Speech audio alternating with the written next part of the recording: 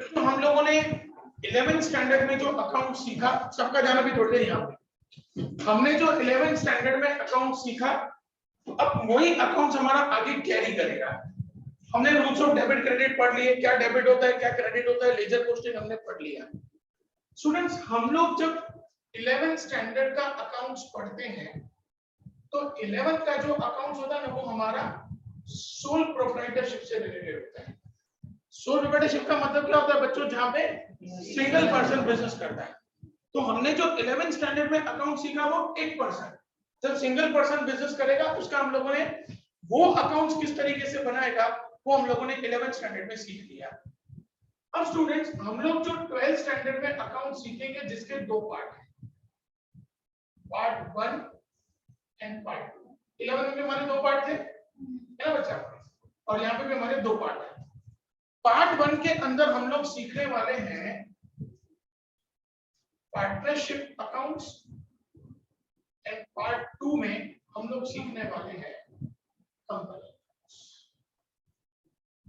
इसका मतलब ये हुआ स्टूडेंट्स के पार्ट 1 के अंदर हम लोग ये चीजें पढ़ेंगे कि जब कोई पार्टनरशिप फर्म चलता है तो पार्टनरशिप फर्म किस तरीके से अकाउंट्स बनाता है, उनके फाइनल अकाउंट्स किस तरीके से होते हैं, अगर पार्टनरशिप में कुछ चेंजेस आते हैं तब अकाउंट्स में कैसे चेंज करना है, वो हम लोग सब कुछ चीजें मतलब पार्टनर्स के साथ रिलेटेड सारी चीजें हम लोग किसमें सीखेंगे बच्चों? पार्ट 1 में। और कंपनी किस तरीके से काम करती है, आप लोगों को पता है बेटा, कंपनी शेयर्स इशू करती है, ये हम सब लोगों को पता है बेटा। लेकिन जब कंपनी शेयर्स इशू करती है तब क्या उसका प्रोसीजर होता है, उनके पास कैसे पैसा आता है, तो पैसों की एंट्री कैसे होगी, और कंपनी अपने अकाउंट्स किस तरीके से बनाएगी, वो सब हम लोग पार्ट 2 के अंदर सीखेंगे। क्लियर हो बेटा सब लोगों को? आज हम लोग स्टूडेंट्स पार्ट 1 का चैप्टर नंबर 1 शुरू कर रहे हैं बेटा, जिसका नाम है इंट्रोडक्शन टू पार्टनरशिप। बेटा नोटबुक के अंदर हेडिंग दे दो इस तरीके से, part 1 chapter 1 introduction to partnership, date के साथ part 1 chapter 1 introduction to partnership. सिर्फ नोटबुक, टेक्स्ट बुक की जरूरत नहीं है, टेक्स्ट बुक अंदर रख देना बेटा, हम लोग सारे मेरे खुद के समझी करेंगे बेटा।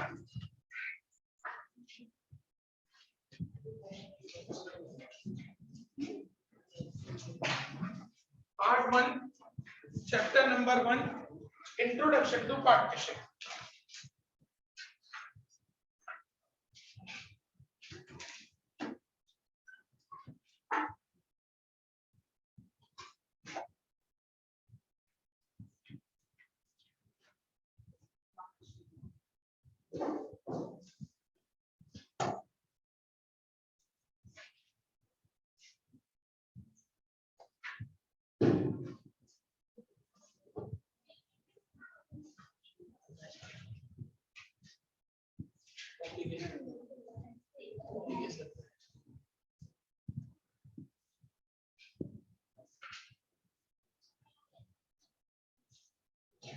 चलिए बच्चों, हेडिंग सब लोगों ने बेटा, part 1 chapter 1 introduction to partnership. आप लोगों के नॉलेज के अकॉर्डिंगली बच्चों पार्टनरशिप क्या होता है पहले आप लोग मुझे बताओ बेटा, फिर हम लोग डिस्कस करेंगे आगे पार्टनरशिप क्या होता है बेटा। चलो कौन बता रहा है, प्रथम बोल बेटा। कोई भी दो से ज्यादा लोग जब कोई भी बिजनेस को कंडक्ट करते हैं, जिस बिजनेस का मेन पर्पस होता है profit, that kind of business is considered as a partnership. Saumya, दो लोगों ने मिलके ब्लड डोनेशन कैंप ऑर्गेनाइज किया, is it considered as a partnership form? सोच समझ के बताइए। Yes Dhruvi, is it considered? दो लोगों ने मिलके ब्लड डोनेशन कैंप ऑर्गेनाइज किया है, Dhruvi, is it considered as a partnership? क्यों नहीं? प्रॉफिट ऑब्जेक्ट नहीं है बेटा, यहाँ पे प्रॉफिट ऑब्जेक्ट नहीं है, वो दोनों मिलके समाज के लिए वो चीज कर रहे हैं। कोई मेडिकल कैंप ऑर्गेनाइज हो रहा है, कोई ब्लड डोनेशन कैंप ऑर्गेनाइज हो रहा है, तो उसमें सोसाइटी का बेनिफिट है, उसमें जो पर्सन ऑर्गेनाइज कर रहा है उसको कुछ नहीं मिलने वाला। तो जहां पे दो या दो से ज्यादा लोग प्रॉफिट के ऑब्जेक्ट के साथ जिस बिजनेस को स्टार्ट करते हैं that business is considered as our partnership. Clear बेटा सब लोगों को? सब लोगों को जो शीट दी हुई है बेटा वो शीट निकालेंगे। पहले हम लोग इसके कुछ थ्योरी के क्वेश्चन आंसर डिस्कस करेंगे। क्यों? क्योंकि उस थ्योरी के क्वेश्चन आंसर्स के बेस पे आगे प्रैक्टिकल आएंगे बेटा। Question number 1, what is partnership? Section 4 of partnership act 1932। बच्चों मुझे एक बात बताओ बेटा, आज आप लोग इंडिया के अंदर देख रहे हो कई सारी चीजें हो रही हैं। बच्चों को एजुकेशन मिल रहा है, लोगों को मेडिकल फैसिलिटीज मिल रही हैं, रोड्स बन रहे हैं। पूरा इंडिया एक सिस्टम से चलता है बेटा। वो सिस्टम कहां से है? एनीवन नोस बेटा? पूरा इंडिया एक सिस्टम से चलता है बेटा, कॉन्स्टिट्यूशन। आज पूरा इंडिया किससे चलता है बेटा? कॉन्स्टिट्यूशन से चलता है। इसी तरीके से जो पार्टनरशिप चलती है, पार्टनरशिप के लिए गवर्नमेंट ने 1932 में बनाया था पार्टनरशिप एक्ट, और उसी एक्ट के अकॉर्डिंगली हर एक पार्टनरशिप को काम करना होता है। अब 1932 एक्ट का पार्टनरशिप का डेफिनेशन क्या कह रहा है? Partnership is the relation between the person, लोगों के बीच का relation, who have agreed to share the profit of a business, जिन्होंने नक्की किया कि हम लोग बिजनेस का जो भी प्रॉफिट होगा वो अपने आप में डिस्ट्रीब्यूट कर लेंगे। A business carried on by all or one of them acting for all। अब बच्चों ये लास्ट सेंटेंस का मतलब क्या बेटा? Carried on by all या anyone on behalf of all। Suppose करो मैंने, श्री ने और उर्वशी ने, तीनों ने मिलकर पार्टनरशिप फॉर्म स्टार्ट किया। क्या तीनों लोग मिलके बिजनेस को मैनेज कर सकते हैं? तीनों लोग डिसीजन ले सकते हैं?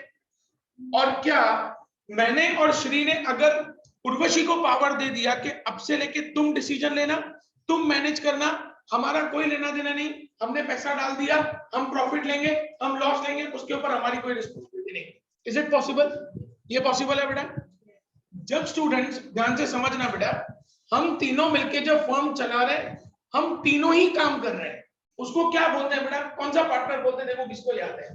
तीनों के तीनों क्या बोलेंगे उसको? उसका एक्टिव पार्टनर्स।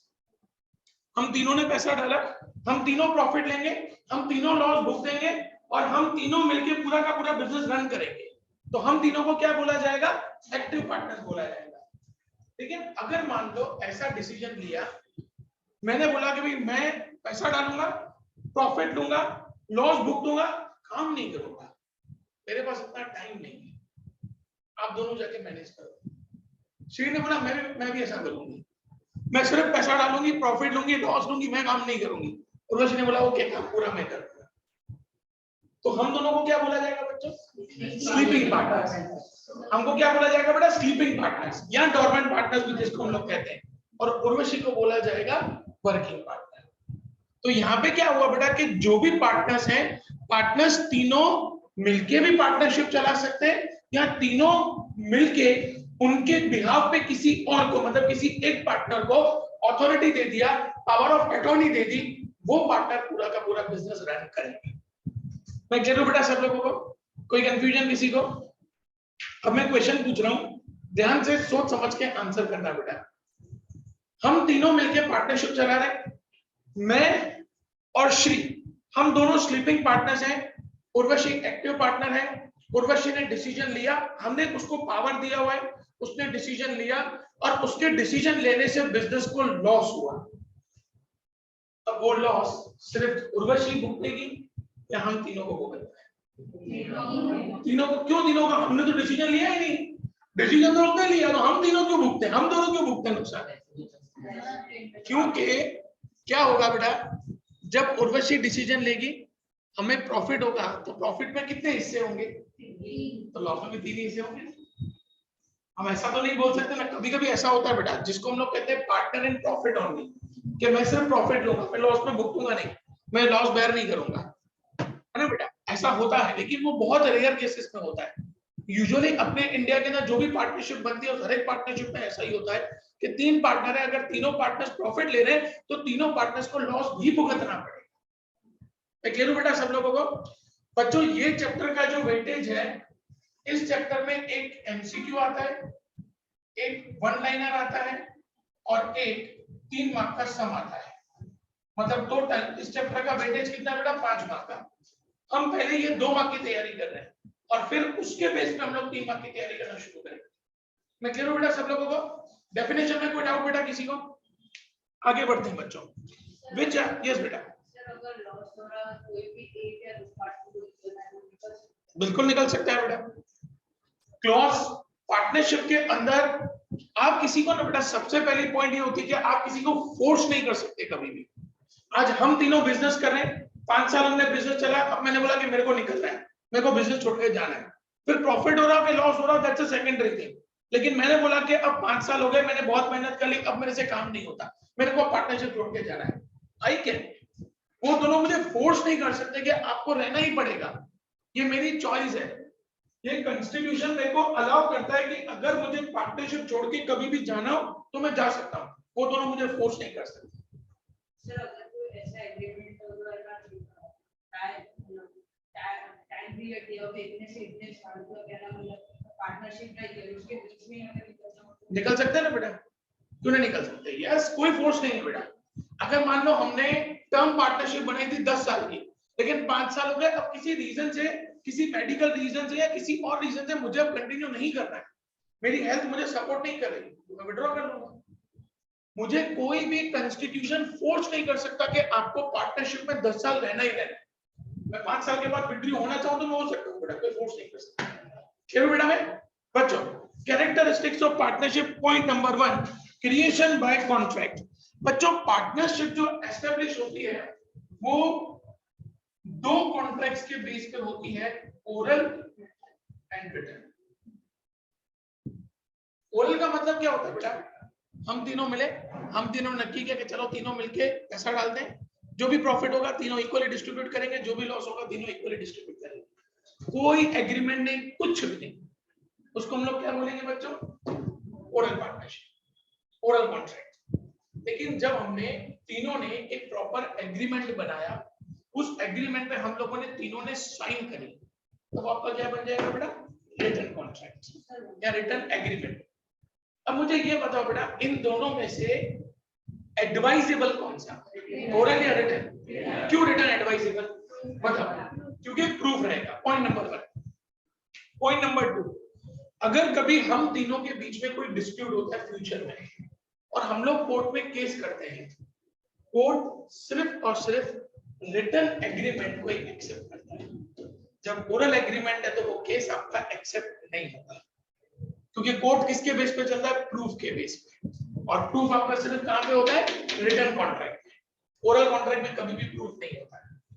तो ओरल एग्रीमेंट चल सकता है but it is not advisable.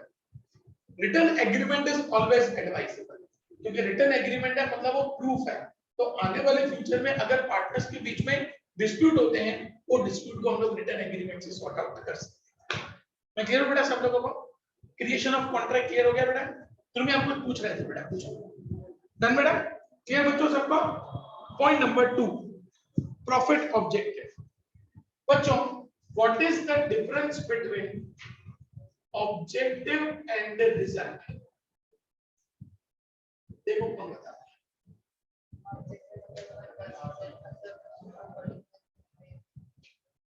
कुछ बोल दो। ऑब्जेक्टिव मतलब हम पहले से डिसाइड करते हैं कि प्रॉफिट ही करना है, पर रिजल्ट मतलब हमारा कुछ भी हो सकता है, प्रॉफिट। यस बच्चों, हमारा यहाँ पे ऑब्जेक्ट है प्रॉफिट, हमें प्रॉफिट अर्न करना है, लेकिन जरूरी क्या है प्रॉफिट ही हो? कभी कभी बिजनेस को लॉस भी तो भुगतना पड़ेगा ना। ये आपका रिजल्ट है प्रॉफिट और लॉस। मतलब हर एक पार्टनरशिप का ऑब्जेक्ट ये होता है, रिजल्ट कुछ भी हो सकता है। कई बार ऐसा एमसीक्यू आता है बेटा, व्हाट इज या dash is the result of business. बच्चे पता क्या करके आते हैं सब लोग? प्रॉफिट है सर, पार्टनरशिप तो प्रॉफिट के लिए चलता है, पर बेटा वहां पे ऑब्जेक्ट प्रॉफिट है। हम किसकी बात कर रहे हैं? क्वेश्चन क्या पूछा है? रिजल्ट। तो रिजल्ट तो प्रॉफिट लॉस कुछ भी हो सकता है ना। आज हम कोई बिजनेस चालू करते हैं बेटा, हम लोग बिजनेस करेंगे प्रॉफिट के लिए, लेकिन हर बार ही प्रॉफिट हो ऐसी कोई गारंटी तो नहीं है। Many times we have to face loss also, हमें कई बार लॉस भी बेयर करना पड़ेगा। चलो बेटा मैं तो हमारा जो पार्टनरशिप स्टार्ट होता है वो एक ही ऑब्जेक्ट के साथ कि हमें प्रॉफिट करना है, लेकिन रिजल्ट कुछ भी हो सकता है, प्रॉफिट भी हो सकता है, लॉस भी हो सकता है। क्लियर बेटा में सब लोगों को? Next point, third number, legal business. हम पार्टनरशिप सिर्फ और सिर्फ किसका कर सकते हैं? लीगल बिजनेस का। इलीगल बिजनेस का कभी पार्टनरशिप नहीं हो सकता। मैंने और सौम्य ने आज एक पार्टनरशिप की है, हम कल सुबह स्टेट बैंक ऑफ इंडिया को लूटेंगे और मेरा सारा पैसा सौम्य लेके भाग गया। अब मैं इसके ऊपर केस करना चाहता हूं, कर सकता हूं मैं? पहले वो बोली जा रहा मेरे को अंदर डाल दिया, बैंक लूटी है तुमने। इसका मतलब बच्चों क्या हुआ कि पार्टनरशिप कभी भी इलीगल बिजनेस के लिए नहीं हो सकता, पार्टनरशिप सिर्फ और सिर्फ लीगल बिजनेस के लिए हो सकता। मैंने और पूरम ने पार्टनरशिप में अहमदाबाद के अंदर liquor shop, wine shop start करने का एग्रीमेंट किया है। एक्सेप्टेबल है? नहीं। क्यों नहीं है बच्चों? बैन नहीं है। हाँ, हम दोनों पार्टनरशिप में गोवा में स्टार्ट कर सकते हैं, है ना, क्योंकि वहां पे लीगल है। तो स्टूडेंट्स, जहां पे जो चीज बैन है, जहां पे जो चीज अलाउड नहीं है, वो इलीगल है। अब वहां पे उस चीज का पार्टनरशिप स्टार्ट नहीं कर सकते। See, that's a different thing, बेटा, वो एक अलग चीज है। But when we are talking about the legal formalities ना, तो आपको उसको ऑफिशियल तरीके से जाना पड़ेगा। अनऑफिशियली तो बहुत सारी चीजें होती हैं बेटा, हम उसके ऊपर नहीं जा सकते कभी, क्योंकि उसका प्रूफ नहीं है ना आगे। ओके, पॉइंट क्लियर है बेटा सब लोगों को? तो partnership is only allowed for legal business, partnership कभी इलीगल बिजनेस के लिए अलाउड नहीं होता। Next point, agent of each other. बच्चों, अब मैं क्वेश्चन पूछ रहा हूं, सोच समझ के उसका आंसर करना है। हम तीनों पार्टनरशिप में काम कर रहे हैं, मैंने कोई डिसीजन लिया, तो क्या वो डिसीजन श्री और उर्वशी को फॉलो करना पड़ेगा, मानना पड़ेगा? कितने लोग हाँ बोलते हैं कि मानना पड़ेगा?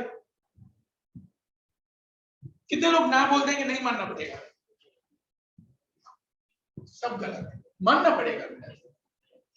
क्योंकि जब हम लोग पार्टनरशिप में काम करते हैं ना, तो कोई भी एक पार्टनर अगर डिसीजन लेता है तो उसको बाकी पार्टनर्स को फॉलो करना पड़ेगा, because every partner is agent of other partner. Agent of other partner का मतलब होता है कि अगर मैंने डिसीजन लिया तो उन दोनों को फॉलो करना है, उन दोनों को मानना है। श्री ने डिसीजन लिया तो हम दोनों को मानना है, उर्वशी ने डिसीजन लिया तो हम दोनों को मानना है। तो भले प्रॉफिट होता हो कि लॉस होता, मैं वही बोल रहा हूँ बेटा, आपको मानना पड़ेगा ही। क्योंकि ऐसा भी हो सकता है बेटा कि उस डिसीजन की वजह से बहुत सारा प्रॉफिट मिल जाए, ऐसा भी हो सकता है कि उस डिसीजन की वजह से लॉस हो जाए, पर वो डिसीजन तो लेना पड़ेगा, करना ही पड़ेगा बेटा। क्योंकि कल उठ के चलो आज अगर मान लो मैंने डिसीजन लिया, हम दोनों ने अग्री नहीं किया, अब क्या हो जाएगा? नेक्स्ट टाइम जब श्री कोई डिसीजन लेगी मैं नहीं मानूंगा, फिर उर्वशी लेगी मैं नहीं मानूंगा। तो ऐसे तो कोई किसी के डिसीजन को फॉलो ही नहीं करेगा, कोई डिसीजन ही नहीं आ पाएगा। तो इसीलिए पार्टनरशिप के स्मूथ वर्किंग के लिए ये बहुत जरूरी है कि जो भी पार्टनर डिसीजन ले रहा है तो बाकी पार्टनर्स उस डिसीजन को सपोर्ट करें, उस डिसीजन को फॉलो करें। इसीलिए बाकी पार्टनर्स को एजेंट ऑफ पार्टनर्स बोला जाता है। यस बेटा। लेकिन अगर दोनों में से किसी ने एक ने सेम टॉपिक पे अलग डिसीजन ले लिया तो नहीं हो सकता। तो आप सी क्या होता है बेटा कि जब कोई एक डिसीजन आ चुका है ना, तो उसके कॉन्ट्राडिक्टरी दूसरा डिसीजन नहीं आ सकता। फिर इसका मतलब हुआ कि आप उसको अपोज कर रहे हैं। अगर मैंने कोई डिसीजन लिया और उसके अपोज में जाके श्री ने डिसीजन लिया, इसका मतलब मेरा अपोज कर रही है।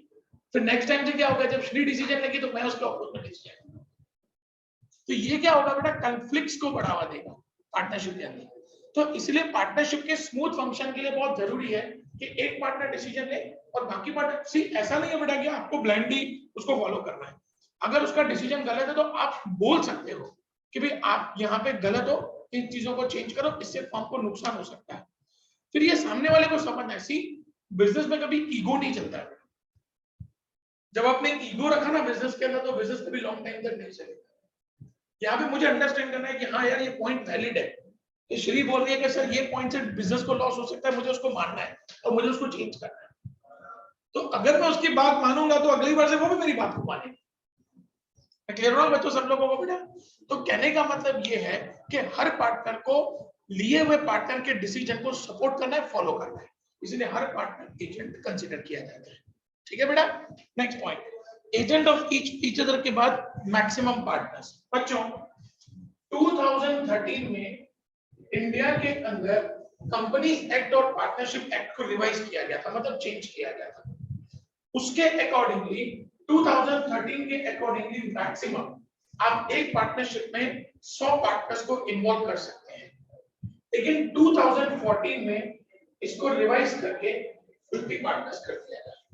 मतलब जो पार्टनरशिप फर्म 2013 में एस्टेब्लिश हुआ वो मैक्सिमम 100 पार्टनर्स अपने पास हायर कर सकता है, और जो पार्टनरशिप 2014 या उसके बाद एस्टेब्लिश हुआ है वो मैक्सिमम 50 पार्टनर्स कर सकता है।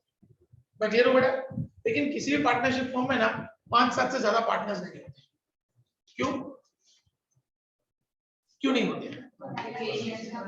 जितना ज्यादा पार्टनर्स होंगे उतने ज्यादा दिमाग दौड़ेंगे, और जितने ज्यादा दिमाग दौड़ेंगे उतना ज्यादा कंफ्लिक्ट होगा। हम घर में 2 भाई बहन थे ना, तो भी रोज मारामारी होती है, या हर दूसरे तीसरे दिन मारामारी होती है हमारी, तो मम्मी पापा को बीच में आना पड़ता है सेटलमेंट करने के लिए।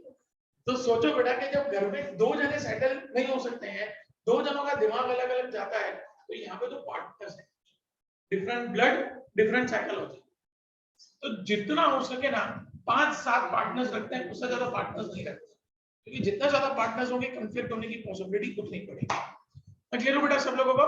नेक्स्ट पॉइंट, मैक्सिमम पार्टनर्स के बाद अनलिमिटेड लायबिलिटी। बच्चों हर पार्टनर की लायबिलिटी यहाँ पे अनलिमिटेड है। अनलिमिटेड लायबिलिटी का मतलब होता है कि अगर फर्म को नुकसान हुआ है तो पार्टनर को अपनी पर्सनल प्रॉपर्टीज बेच के फर्म का नुकसान चुकाना पड़ता है, उसको हम लोग कहते हैं अनलिमिटेड लायबिलिटी। फिर वो पार्टनर एक्टिव पार्टनर है कि स्लीपिंग पार्टनर है, उससे कोई फर्क नहीं पड़ता, लेकिन वो पार्टनर है तो उसकी लायबिलिटी अनलिमिटेड है। अगर फर्म को लॉस हुआ है तो उसको अपनी पर्सनल प्रॉपर्टी बेच के भी नुकसान तो चुकाना पड़ेगा। मैं क्लियर बेटा सब लोगों को? Next, ownership and management of the firm. मैंने, श्री ने और उर्वशी ने तीनों ने मिलकर पार्टनरशिप फर्म चालू किया। अब मुझे बताओ बेटा इस पार्टनरशिप फर्म के कौन कौन ओनर्स हुए? हम तीनों ओनर्स हुए। मैनेजमेंट कौन करेगा? तीनों। या हम दोनों ने अगर परमिशन दिया उर्वशी को, तो मैनेजमेंट कौन करेगा? उर्वशी। इसका मतलब जो भी पार्टनर्स हैं वो सारे पार्टनर्स पार्टनरशिप फर्म के ओनर्स भी कहलाते हैं, और वो सारे के सारे पार्टनर्स मिलके या कोई अकेला उसको मैनेज भी कर सकता है। क्लियर हो बेटा मैं सब लोगों को? एक बार ये दोनों क्वेश्चन 1, 2 दोनों रीड कर लो बेटा, तो हम लोग क्वेश्चन 3 पे चले बेटा।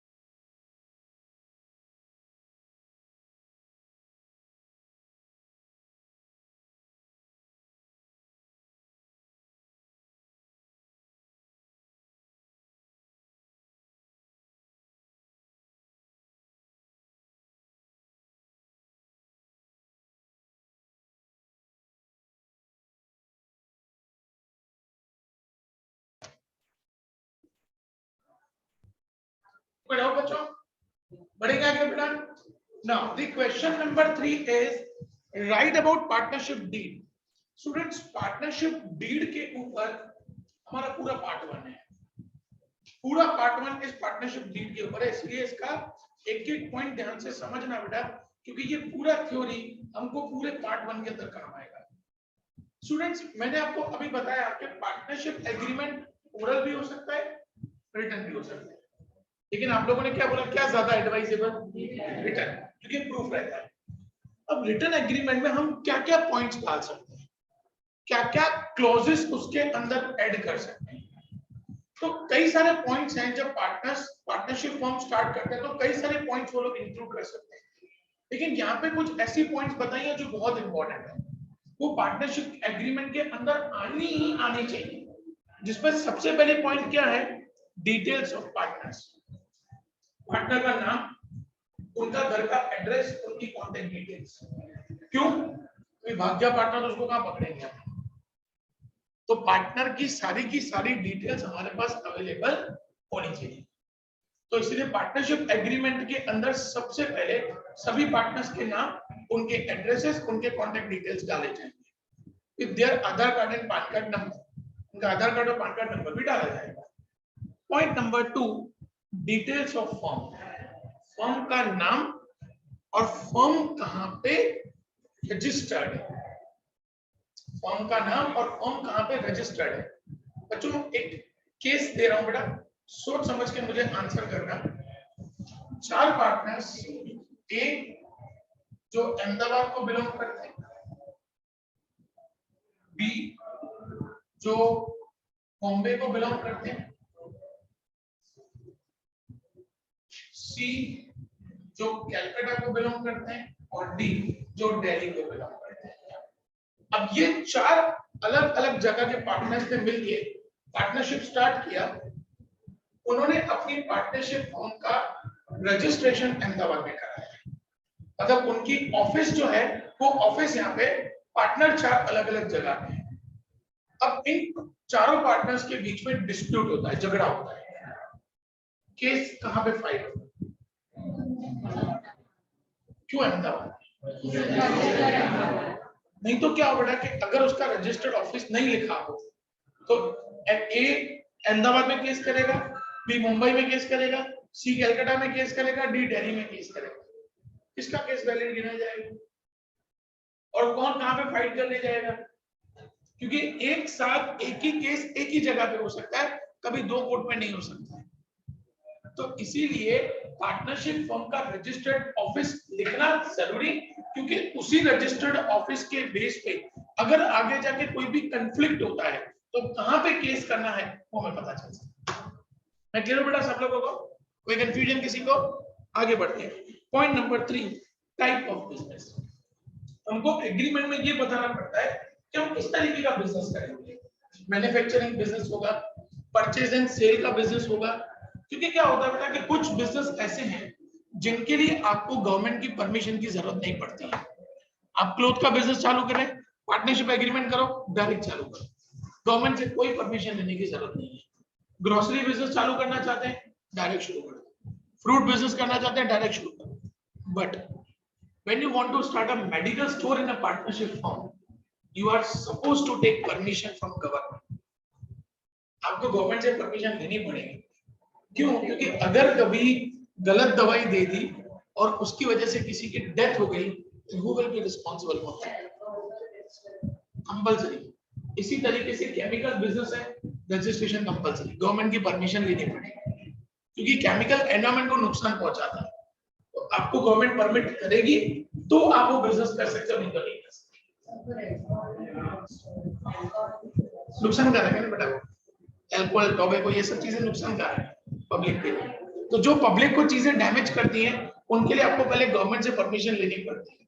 गवर्नमेंट आपको अलाउ करती है तो आप वो बिजनेस कर सकते हैं। चलो बेटा, मैं सब लोगों को next point, commencement of partnership. किस डेट पे हमारी पार्टनरशिप स्टार्ट हो रही है? डेट बहुत इंपॉर्टेंट है। आप लोगों का क्या फर्क पड़ता है इसका? कल से चालू कर दो ना, क्या फर्क पड़ने वाला है? लेकिन डेट बहुत इंपॉर्टेंट है। क्यों? लॉजिक समझना बेटा। हम तीनों ने नक्की किया कि हम लोग 2 मई से लेके मतलब मंडे से लेके अपनी पार्टनरशिप फॉर्म स्टार्ट करेंगे, लेकिन हमने डेट नहीं लिखी। 30 अप्रैल को कपिल सर ने 50 करोड़ रुपए का फ्रॉड कर दिया। अब मुझे ये बताओ बेटा कि उस मेरे फ्रॉड में इन दोनों को हिस्सा देना पड़ेगा, देना पड़ेगा, क्योंकि डेट नहीं लिखी है। मैं तो कोर्ट में बोलूंगा ना कि मेरे फ्रॉड में ये दोनों भी इन्वॉल्व है, क्योंकि हमारी पार्टनरशिप फॉर्म है, इन दोनों ने भी मेरे साथ फ्रॉड किया, तो ये दोनों भी नुकसान भरेंगे मेरे साथ। अगर डेट लिखी नहीं होती तो, अब अगर डेट लिखी है 2 मई कि we are commencing our partnership from 2 May और 30 अप्रैल को कपिल सर ने फ्रॉड किया, अब ये दोनों बच गए। क्यों? क्योंकि ये दोनों कोर्ट में जाके क्या बोलेंगे, सर देखो हमारी पार्टनरशिप कब से चालू हो रही है, 2 मई से। कपिल सर ने फ्रॉड कब किया, 30 अप्रैल। हमारी पार्टनरशिप चालू नहीं हुई अभी तक, तो हम क्यों नुकसान करें? So that is the importance of a date. अगर हमें डेट मेंशन नहीं है तो मेरे हर डिसीजन में, मेरे हर फ्रॉड में वो दोनों भी इन्वॉल्व है, क्योंकि हम पार्टनरशिप में हैं। मैं क्लियर हूं बच्चों सब लोगों को? बेटा आगे बढ़ेंगे बच्चों। कमेंसमेंट ऑफ पार्टनरशिप के बाद कैपिटल। बच्चों कोई भी बिजनेस किस चीज से चलता है? कैपिटल से। अब हम तीनों ने, हम लोग जब पार्टनरशिप डील बनाएंगे तब वहां पे मेंशन करेंगे कि कौन सा पार्टनर कितना कैपिटल लेके आएगा। क्वेश्चन नंबर 1, क्या हर एक पार्टनर सेम कैपिटल लेके आएगा? सोच समझ के आंसर करना। क्या हर एक पार्टनर सेम कैपिटल लेके आएगा? हाँ कि ना? नहीं लेके आएगा, कोई ज्यादा कोई कम लेके आएगा। अच्छा, कभी ऐसा हो सकता है कि कोई पार्टनर बोले कि भाई मेरे पास पैसा नहीं है तो मैं कैपिटल नहीं डालूंगा? हो सकता है ऐसा? यस, पॉसिबल है। मान लो कि हम तीनों ने पार्टनरशिप स्टार्ट किया, उर्वशी बोल रही कि भाई मेरे पास कैपिटल नहीं, मेरे पास पैसा नहीं है, मैं मेहनत करूंगा, कैपिटल आप दोनों डालो। मैंने कहा ओके, श्री ने भी मान लिया, हम दोनों ने मिलकर कैपिटल डाल दिया, वो बिना कैपिटल के काम करते, पॉसिबल है। तो इट इज नॉट नेसेसरी कि हर एक पार्टनर कैपिटल लेके, कभी कोई पार्टनर नहीं भी लेके आता है। क्लियर हो बेटा सब लोगों को? कैपिटल के बाद next is interest on capital, very important. हम तीनों ने कैपिटल इन्वेस्ट किया।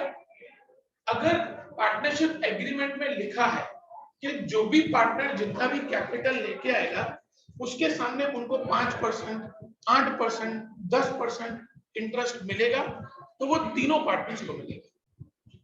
लेकिन अगर मान लो कि इंटरेस्ट ऑन कैपिटल के बारे में कुछ नहीं लिखा हम लोगों ने, तो कोई भी partner interest on capital claim नहीं कर सकता। मान लो हम तीनों ने बिजनेस चालू किया, हम तीनों ने कैपिटल इन्वेस्ट किया, हमने एग्रीमेंट में इंटरेस्ट ऑन कैपिटल के बारे में कुछ नहीं लिखा।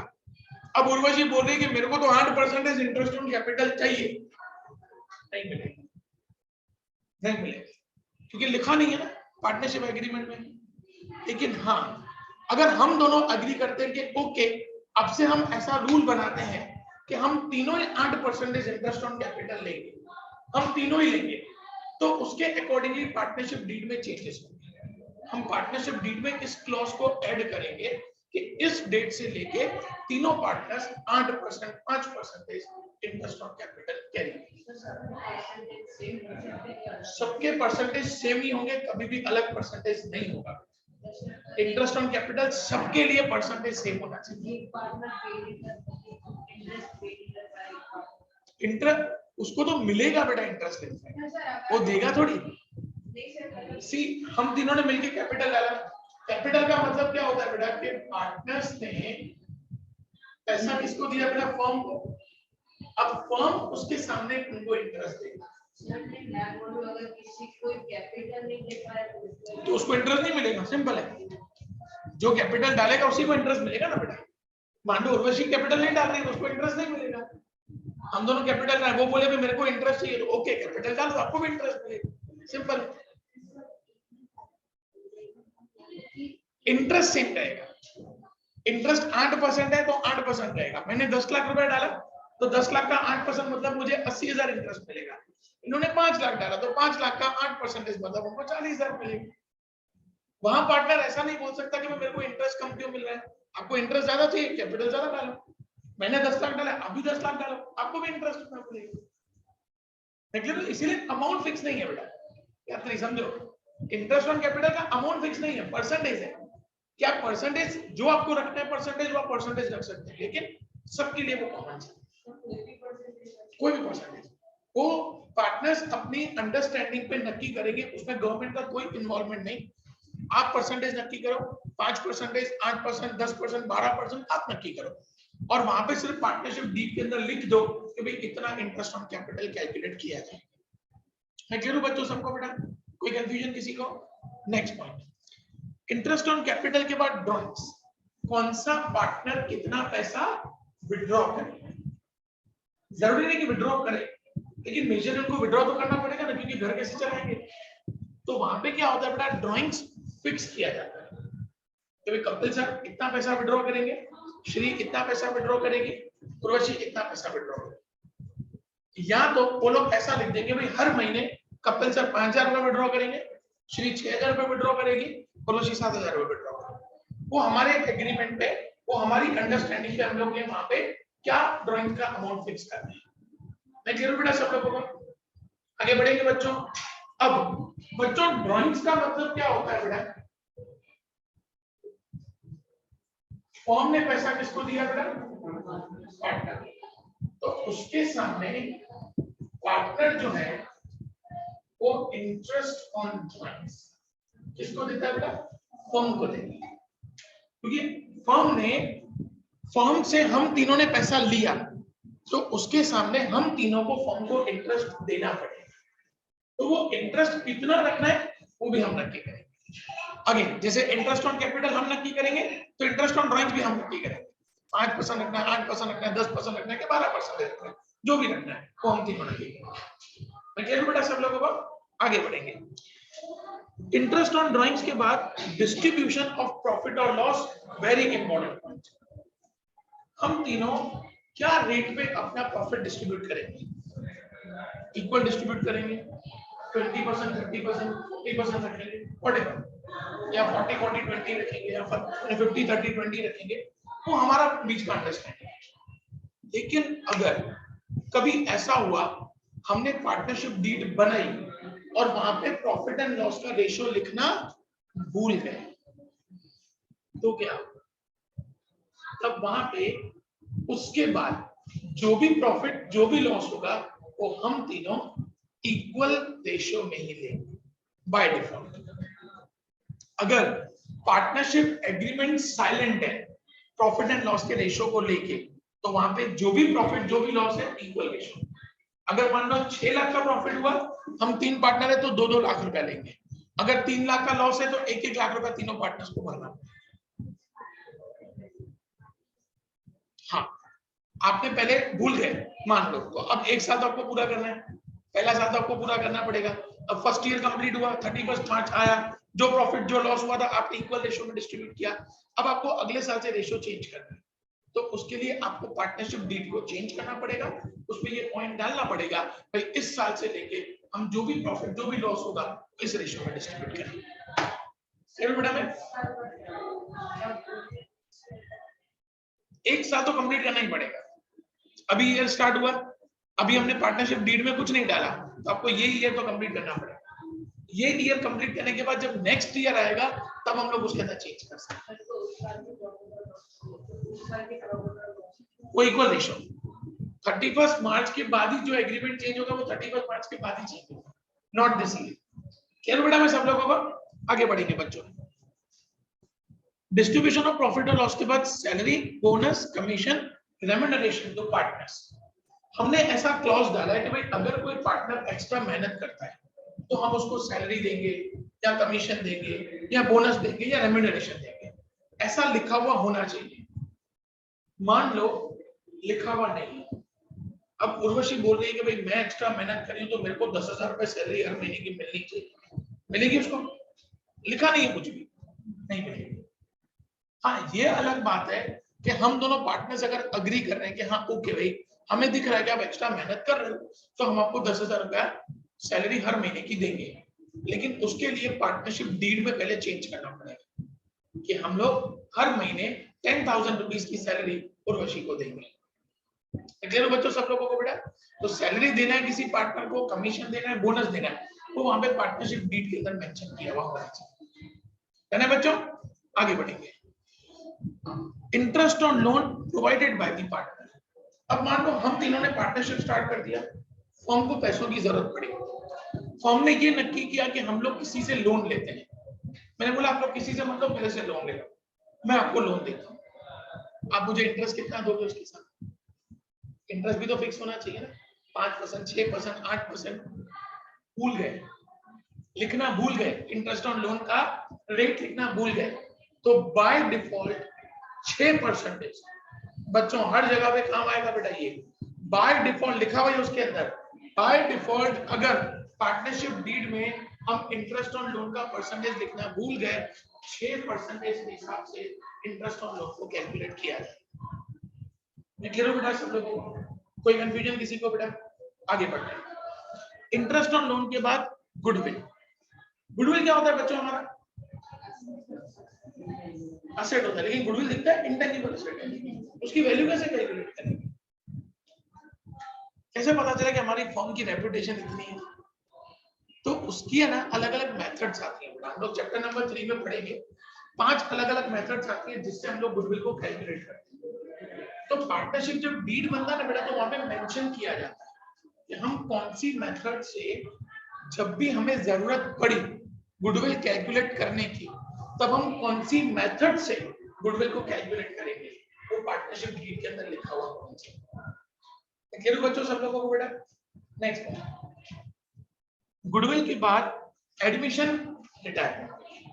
हम 3 पार्टनर, अब हमें ऐसा लग रहा है कि हमें अब किसी नए पार्टनर की जरूरत है, भाई हम 3 नहीं पहुंच पा रहे, बिजनेस बड़ा हो रहा है, हम 3 नहीं संभाल पा रहे, अब हमने नित्या को एज अ पार्टनर एडमिट किया। बच्चों ध्यान से समझना, नित्या को अब हम 10 साल से ऑलरेडी बिजनेस कर रहे हैं, अब नित्या बिजनेस में आ रही है, तो नित्या से हम लोग क्या लेंगे बेटा? Point number 1 capital, and point number 2 10 साल से हम तीनों ने मेहनत करके फर्म की रेपुटेशन बढ़ाई, तो हम नित्या से उस रेपुटेशन का मतलब के गुडविल का पैसा मिले। उसको सीधा बेनिफिट कैसे मिले? हमारी फर्म की रेपुटेशन का। वो 5 मैंने बताया ना बेटा, 5 मेथड्स हैं जो हम लोग चैप्टर नंबर 3 में सीखेंगे। उसमें से किसी एक मेथड को फिक्स करके गुडविल कैलकुलेट किया जाएगा और नित्या को बोला जाएगा भी नित्या इतना गुडविल है, आप कैपिटल के साथ साथ इतना पैसा आपको गुडविल का भी लाना पड़ेगा।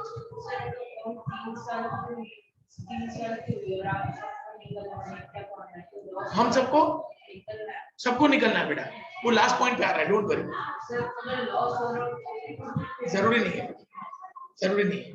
अब इसी तरीके से रिटायरमेंट का मतलब क्या होता है? भाई हम तीनों पार्टनरशिप फर्म चला रहे, 10 साल हो गए, अब मुझे बस थक गया मैं काम कर, अब मैं वो नहीं करना चाहता, मैं पार्टनरशिप फर्म छोड़ना चाहता हूँ, रिटायरमेंट लेना चाहता हूँ। तो ये दोनों मुझे मेरा कैपिटल का पैसा तो देंगे ही देंगे, जो मैंने बिजनेस में पैसा डाला था, क्योंकि मेरे निकलने के बाद ये लोग फर्म को बंद नहीं कर रहे हैं, वो लोग फर्म को कंटिन्यू कर रहे हैं। तो मैं उनको बोलूंगा कि जो मेरा कैपिटल डाला हुआ है वो मुझे दो, और 10 साल मैंने जो मेहनत की, जो गुडविल बनाया, उसका भी मुझे पैसा दो। तो जब कोई नया पार्टनर आएगा उसके टर्म्स कंडीशन क्या होंगे, जब कोई पुराना पार्टनर जाएगा उसके टर्म्स कंडीशन क्या होंगे, वो भी पार्टनरशिप डीड के अंदर लिखा हुआ होना चाहिए। चलो बेटा में नेक्स्ट पॉइंट, उसके बाद डिसोल्यूशन ऑफ फर्म बंद करना है। हम तीनों ने 10 साल 15 साल बिजनेस किया, लेकिन अब नहीं बन रही है, तो फर्म क्या हो जाएगा? डिसॉल्व। डिसॉल्व का मतलब बंद। अब हम लोग पार्टनरशिप फर्म को कंटिन्यू नहीं करेंगे, आज के बाद आपके और मेरे रास्ते अलग, उसको हम लोग कहते हैं डिसॉल्व कर देना, मतलब फर्म को बंद कर। पार्टनरशिप डीड पूरा क्लियर हो गया बेटा? कोई कंफ्यूजन किसी को? अब पूरा पार्टनरशिप डीड रीड कर लो, क्वेश्चन 4 बाद में डिस्कस करेंगे, अभी हम लोग समझ चालू कर रहे हैं। पहले फटाफट एक पार्टनरशिप डीड रीड आउट कर लो बेटा।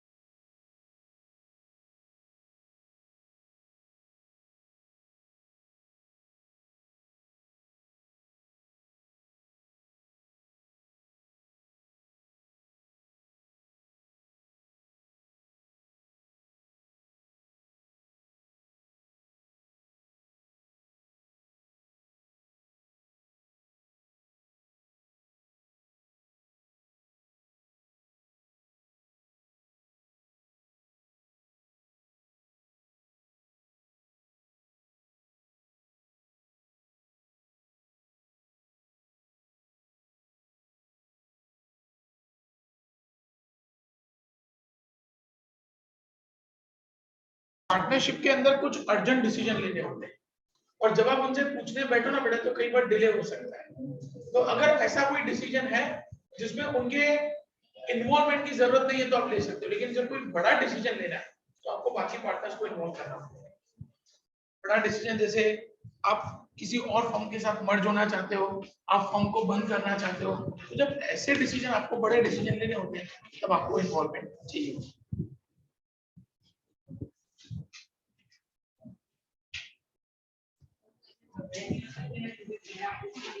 100% बेटा, इसलिए छोटे छोटे डिसीजन में दिक्कत नहीं होती है। तो जैसे बैंक में गए, बैंक में कोई इंपॉर्टेंट जगह पे साइन करनी है, तो ये छोटे छोटे काम है वो हो जाते हैं, वो अलाउड है। लेकिन जब कोई बड़ा डिसीजन लेना हो ना तब आपको बाकी पार्टनर्स का कंसेंट लेना होगा।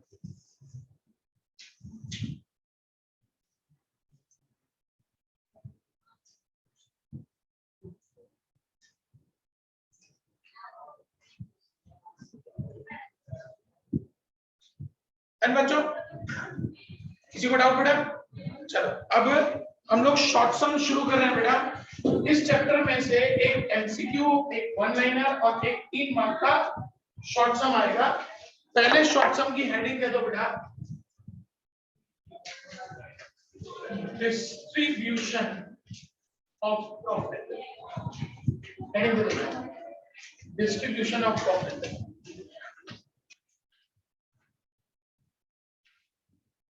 डिस्ट्रीब्यूशन ऑफ प्रॉफिट हेडिंग दे दो बेटा इस तरीके से।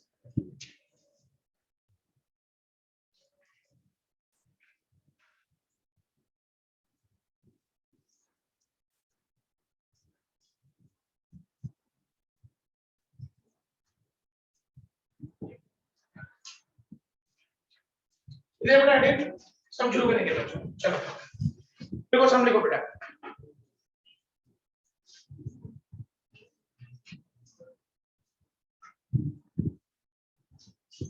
A, B and C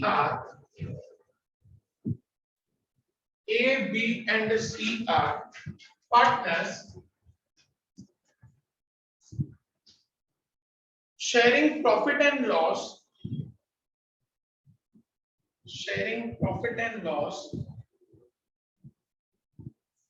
in the ratio of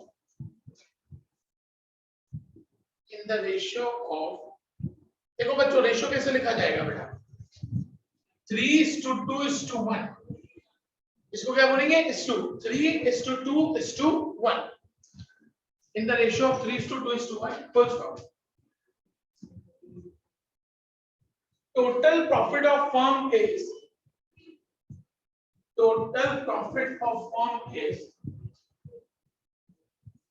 rupees 30,000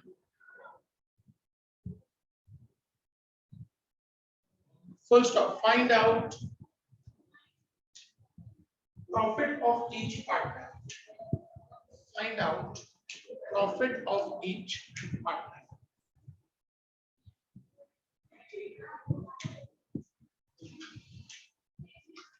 है ना बेटा? ध्यान सबका बोल के बच्चों टोटल प्रॉफिट कितना है?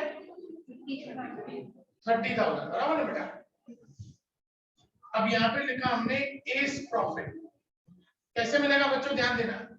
टोटल प्रॉफिट 30,000 इनटू ए का रेशियो क्या है बेटा? 3 अपॉन इन तीनों का टोटल 3 + 2 5 + 1 6। इसका मतलब क्या हुआ बेटा? 6 में से ए को कितना मिल रहा है? 3 मिल रहा है। तो 30,000 × 3/6 करो बेटा, 15,000 रुपीस की साइन लगाना compulsory.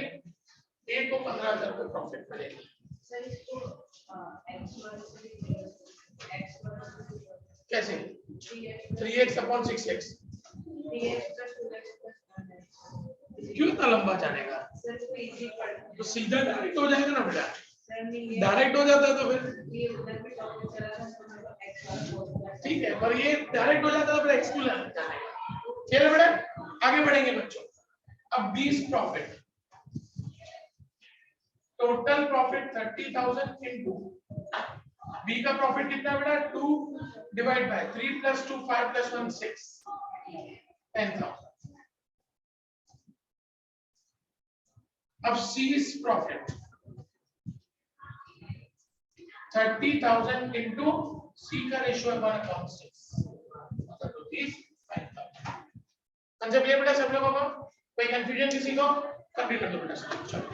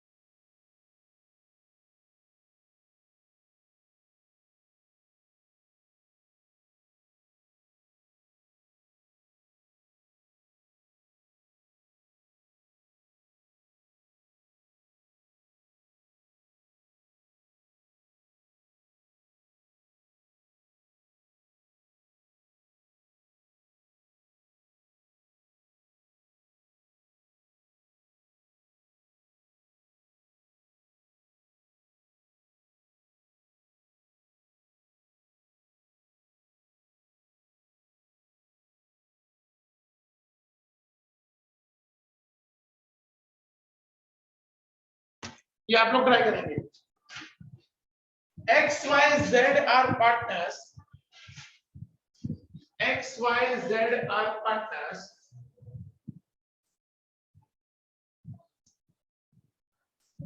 Sharing profit and loss. Sharing profit and loss in the ratio of 4:3:2. In the ratio of 4:3:2. Full stop. If total profit is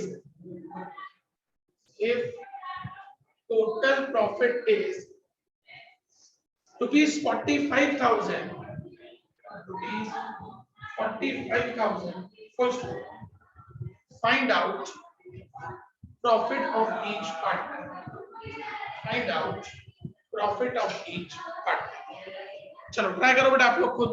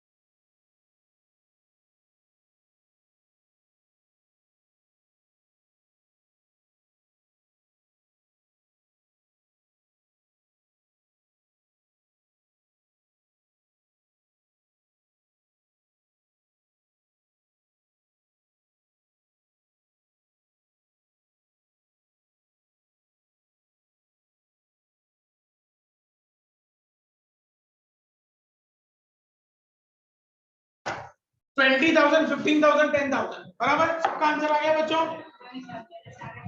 सारा गलत आ रहा है, देखते हैं। 45,000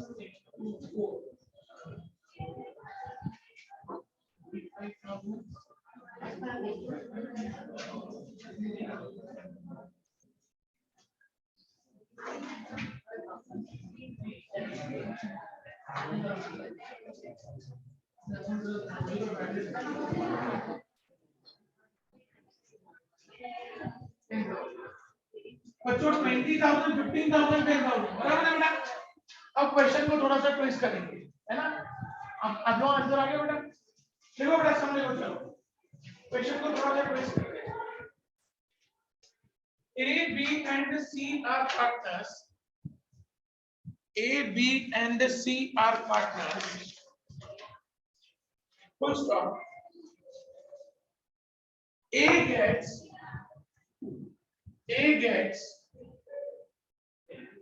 2 times profit of B. A gets 2 times profit of B, and C gets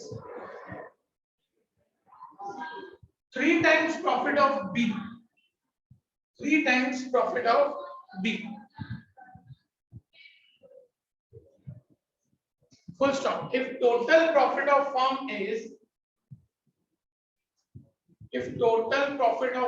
is rupees 60,000, 60 rupees 60,000. Full stop. Find out profit of each partner. Find out profit of each partner. 3 partners हैं बच्चों, ए B सी, ठीक है बेटा। ध्यान से समझना question को। रुको क्वेश्चन रीड करो बेटा। A and C are partners. A gets 2 times profit of B. एक मिनट बेटा।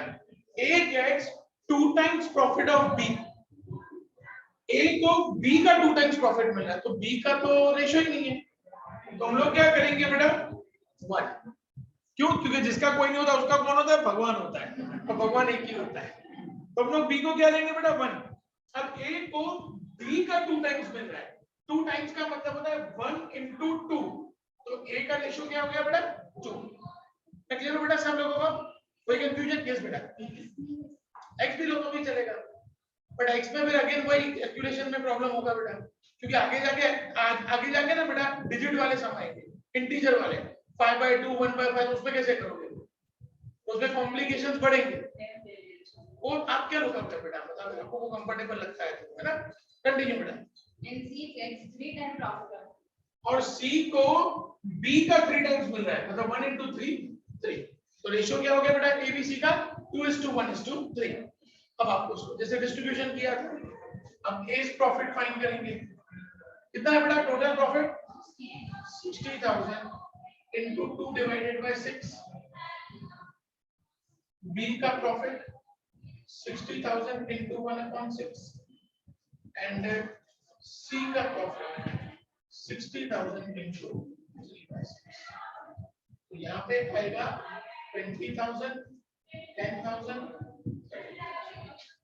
समझ गया बेटा सब लोगों को? कंप्लीट कर दो बेटा sir.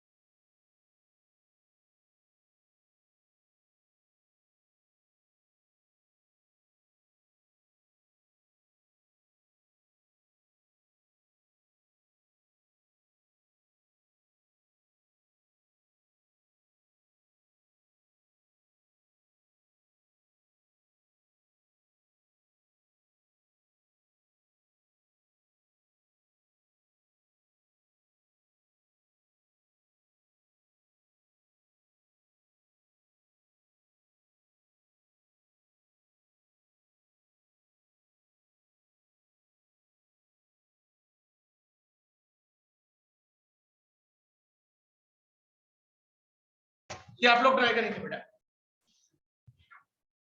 X, Y, Z are partners. X, Y, Z are partners of a firm.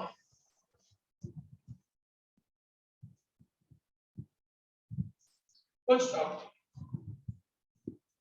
X gets 5 times profit of Y. X gets 5 times profit of Y. Full stop. Z gets 4 times profit of Y. 4 times profit of Y. Full stop. If total profit of firm is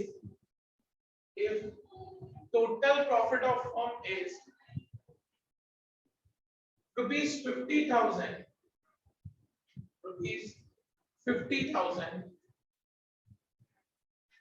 find out profit of each partner. Find out profit of each partner. Try करो बेटा, ये तो मैं board पे सिखाऊंगा.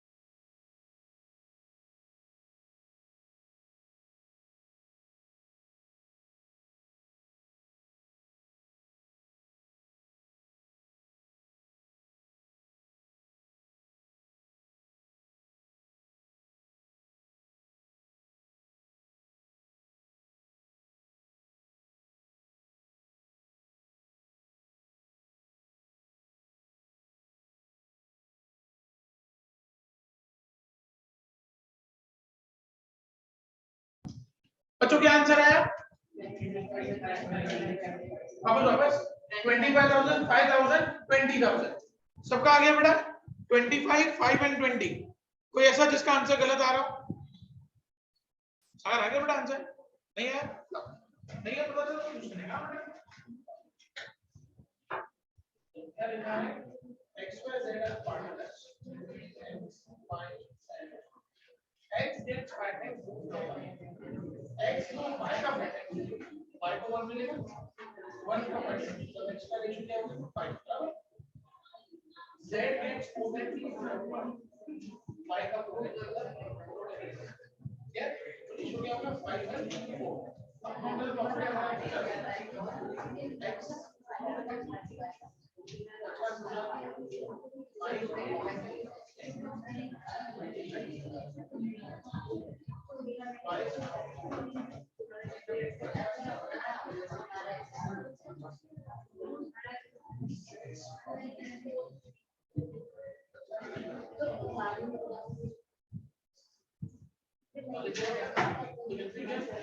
बच्चों सबको clear हो गया बेटा?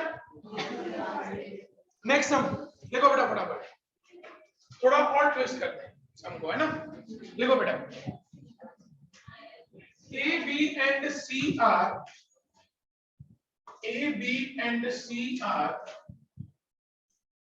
partners of a firm.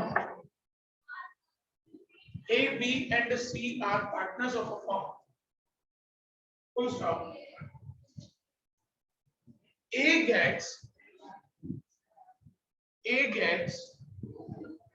3 times profit of B. A gets 3 times profit of B. Full stop. C gets 2 times profit of A. 2 times profit of A.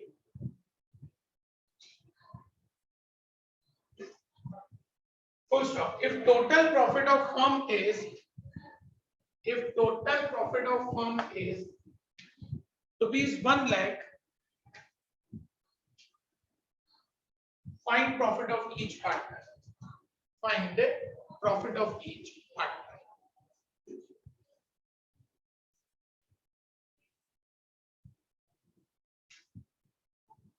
देखेंगे बोर्ड पे, ध्यान दो बेटा। ए बी सी 3 पार्टनर्स बेटा, ठीक है। अभिषेक question read करो ना। A, B and C are partners of a firm. A gets 3 times profit of B. तो मैं बी को 1 लूं, तो ए का क्या हो जाएगा बेटा, 1 3 जा 3, ए का रेशियो 1 3 हो गया बेटा। कंटिन्यू आगे। C gets 2 times profit of A. ए का 2 टाइम्स है बेटा, तो ए का प्रॉफिट कितना है 3, तो 3 का 2 टाइम्स मतलब 3 2 जा 6, तो रेशियो क्या हो जाएगा बेटा 3:1:6। क्लियर बेटा सब लोगों को? बाकी जैसे आप लोग नॉर्मली करते हो वैसे लॉजिक क्लियर हो गया बेटा? खत्म करो सब।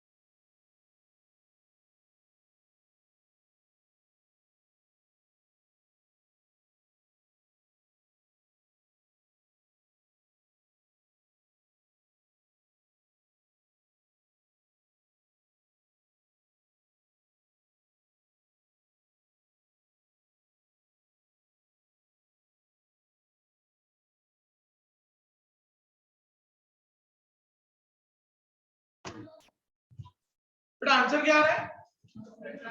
30,000, 10,000 एंड 60,000। अगर बेटा सबका 30,000, 10,000, 60,000 है। नेक्स्ट सम ये आप लोगों को ट्राई करना है बेटा।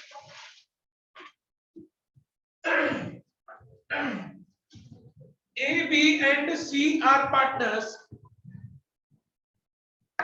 A, B and C are partners.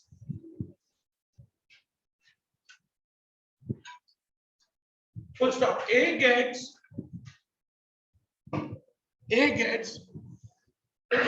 3 times profit of B. A gets 3 times profit of B, and C gets 4 times profit of A. 4 times profit of A.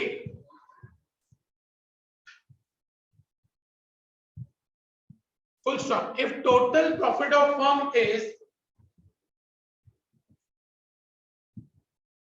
rupees 80,000, 80, find profit of each partner. Find the profit of each partner.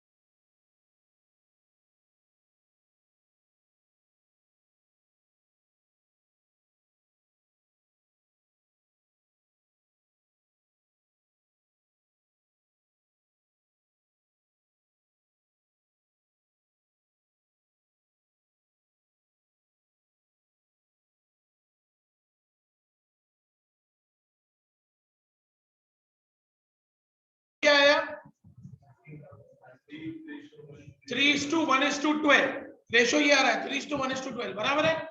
Continue करो, answer find करो।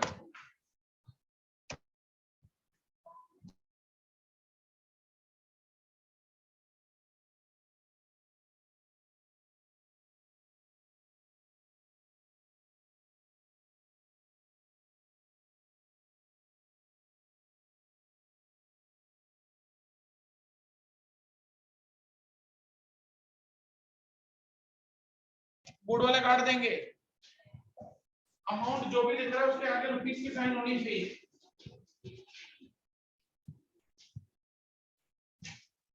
बेटा sum complete हुआ सबका? ऐसा कितना बाकी है बेटा? हो गया बच्चों, आंसर है 15,000, 5,000 and 60,000। चले बेटा 15,000, 5,000, 60,000।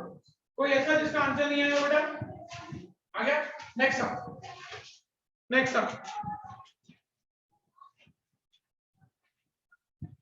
A, B, C are partners. A, B, C are partners of a firm. Full stop. A gets 2 times profit of B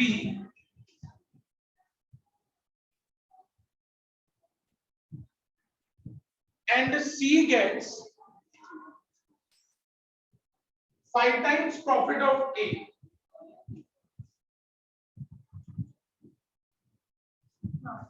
A.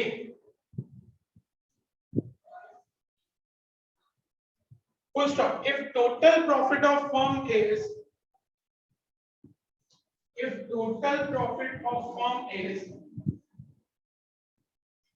rupees 65,000,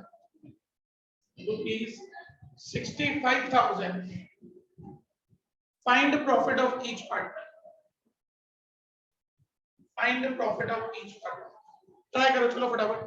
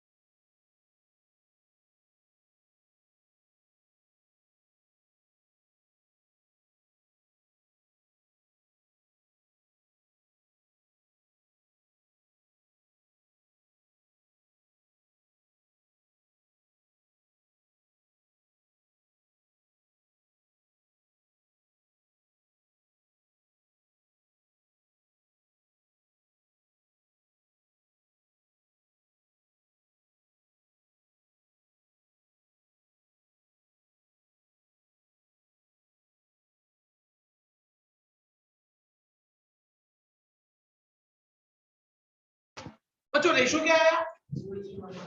2:1:10। 2:1:10 है ना?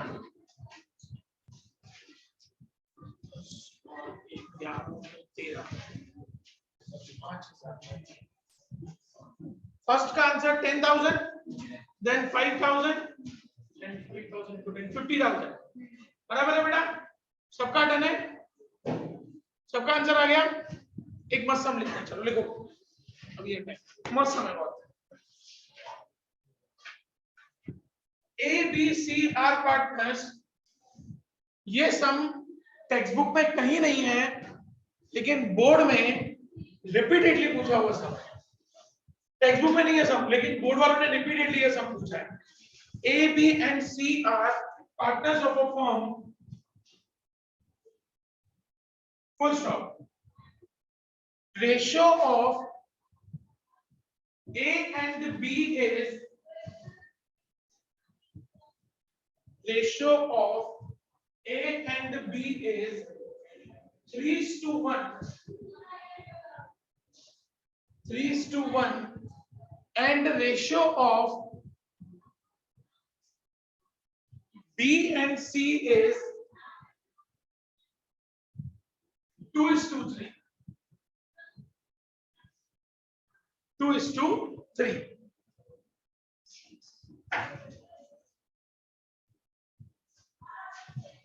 Full stop. If total profit of firm is,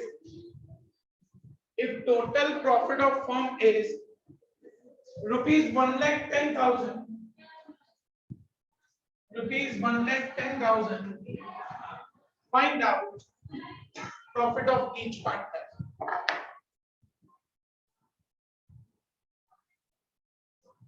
शुरू करें? ध्यान देना बेटा, ए और B का ratio क्या दिया है बच्चों? क्या? 3:1, और बी और सी का क्या दिया है बेटा? ये तो कैसे सॉल्व होगा? ये कैसे सॉल्व होगा? दोनों में कॉमन क्या बेटा, बताओ मेरे को। बी दोनों में कॉमन है ना बेटा, तो यहाँ पे बी का रेशियो क्या है? 2, तो इन दोनों को हम 2 से मल्टीप्लाई करेंगे, और यहाँ पे क्या है बेटा? बी का रेशियो 1, तो इन दोनों को हम 1 से मल्टीप्लाई करेंगे। रिवर्स क्लियर बेटा? में दोनों जगह पे कॉमन क्या है? बी है, तो यहाँ पे बी का रेशियो है 1, तो इन दोनों को 1 से मल्टीप्लाई, यहाँ पे बी का रेशियो है 2, तो इन दोनों को 2 से मल्टीप्लाई, तो यहाँ पे रेशियो बैठेगा 2 3 6, 2 1 2, 1 2 2, 1 3 3, 2 2 कॉमन आ गया बेटा, तो रेशियो हो जाएगा ए बी सी का 6:2:3। लॉजिक क्लियर बेटा सब लोगों को? कोई कंफ्यूजन किसी को? श्योर बेटा? अब बाकी तो जैसे अपन डिस्ट्रीब्यूशन करते हैं वैसे डिस्ट्रीब्यूशन करते हैं। लॉजिक क्लियर हो गया बेटा सबको? कंप्लीट करो।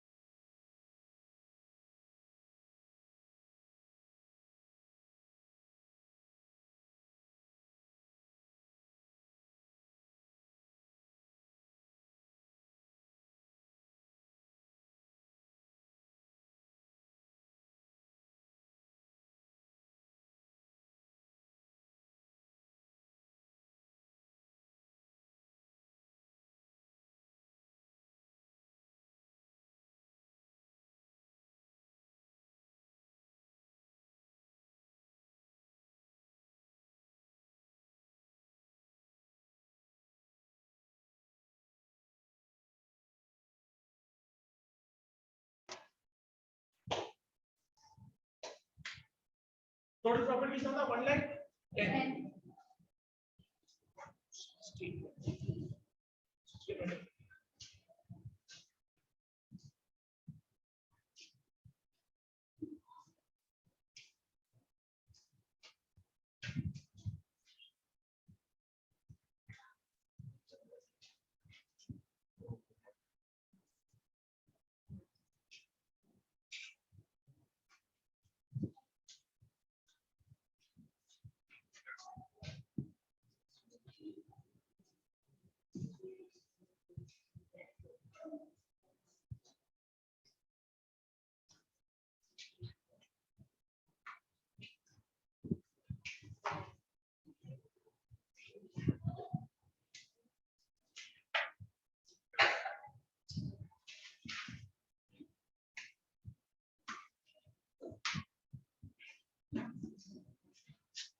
बेटा आंसर है आपका 60,000, 20,000, 30,000। सबका आंसर आ गया बेटा? कोई ऐसा जिसका आंसर नहीं आया हो? नेक्स्ट उसको मुस्कान बाकी है बेटा, सब कंप्लीट हो गया। नेक्स्ट हम लिखो बेटा, A B C are partners, A B C are partners, full stop. ratio of A and B is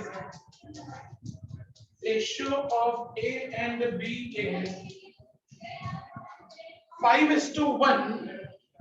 Ratio of A and B is 5:1, and ratio of B and C is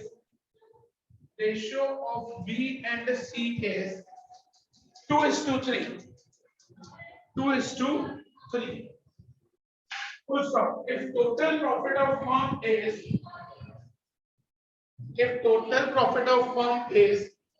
rupees 75,000, find out profit of each partner.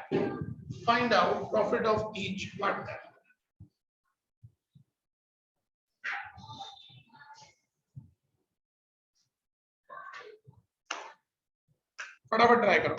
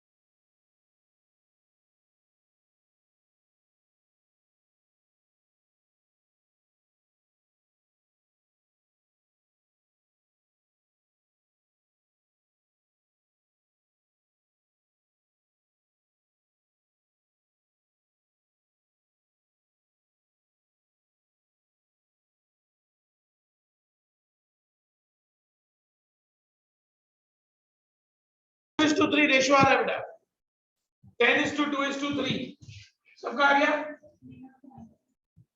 यात्री आपका ratio क्या आया?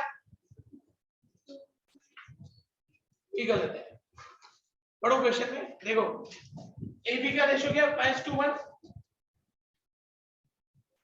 और BC का ratio क्या है? 2:3।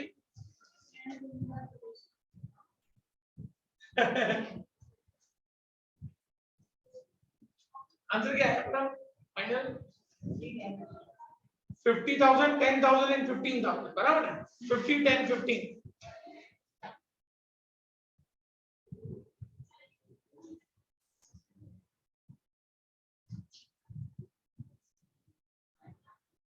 आगे यात्री सही आ गया।